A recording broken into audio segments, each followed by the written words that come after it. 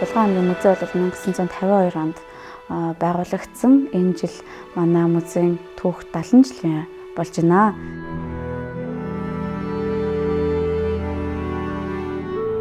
Нийтдээ 5,000 гаруй үзмэртэй.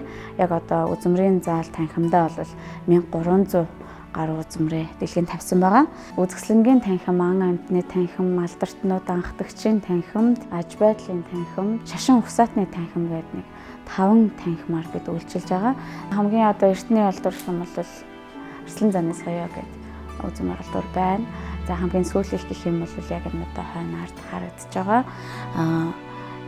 Одоо үхэрт хэрэг, чарга, гар аргаар хийсэн одоо эдгээр үзмрүүд маань бол байна.